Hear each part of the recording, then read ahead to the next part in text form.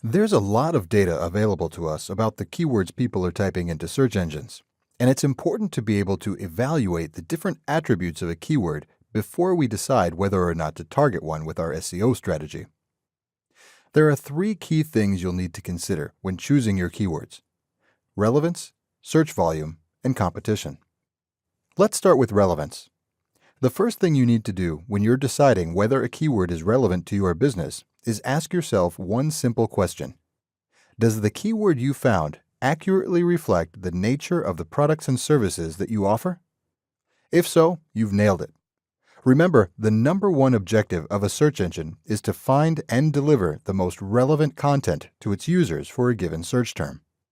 The best way to understand your customer's search behavior is to put yourself in their shoes and really try to get at their intent. If you were in the market to buy a car, how would you use a search engine? You probably wouldn't type the word car in and click search. Instead, you'd use something very specific to what you're looking for, like used late model Toyota Camry. Now, if you're selling late model used Toyota Camrys and have a page on your website dedicated to them, then that is a relevant keyword. And the best part about relevant keywords is that they're much more likely to drive conversion actions on your website than more generic ones. The second item to look at is search volume. While used late model Toyota Camry might be extremely relevant to your business and likely to lead to an eventual sale, it's also not typed into a search engine all that often. Search volume is the number of searches being done for a particular keyword, and if you use a tool like the Moz Keyword Explorer, WordStream, Ahrefs Keyword Explorer, or SEMrush Keyword Magic, it's represented as the potential monthly search volume. If you have a seasonal business, or if you want to take a look at trends over time, many of these tools break down keyword volume seasonally, and you'll also want to take a look at Google Trends, where you can look at time periods going all the way back to 2004. Now let's have a look at competition. Keyword competition, or keyword difficulty as it's often called, is just a measure of how difficult it's going to be for us to rank a keyword in front of our competition on a search engine results page. Unless you're introducing a brand new product or technology into the market, you're probably going to find content similar to yours already on the web.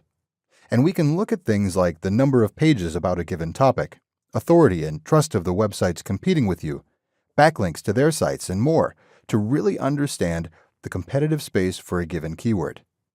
And again, many of the great tools mentioned earlier can help you really dig into some of these competitive metrics. For now, let's take a look at the Moz tool to dive in a little deeper. Here's a keyword list I've created around iPhone cases. This tool makes it easy for us to see where we can get the most bang for our buck by looking for the most potential traffic at the lowest levels of competition. And if we want to get a feel for the specific competitors you might be up against, we can drill deeper into the SERP analysis report. This kind of analysis can give us a gut check and a realistic look at just what it would take for us to rank for a keyword we're researching. Another way to look at competition is by evaluating the keyword in paid search or cost per click markets. Looking at how actively and aggressively search advertisers are bidding on a keyword can be a good proxy for just how difficult a keyword is going to be on the organic side. And if you have an active Google Ads account, the Google Keyword Planner has a competition column as well as bid information that can help. While the competition metric gives you only low, medium, or high ratings, you can also look at the high and low bid ranges to get a sense of how competitive keywords are in the paid search market. And don't forget, you can customize and filter right here in the interface. And you can also download these lists to work with in a tool like Excel. Let's tie it all together by going back over this quick example with respect to the three pillars of keyword research: relevance, volume, and competition. We saw how terms like used late model Toyota Camry would actually be considered much more relevant to a company selling used late model Toyota Camrys than a generic word like car. And on the competition side, we saw just how competitive those generic terms like car can be. We can also clearly see the trade-off between search volume against relevance and competition.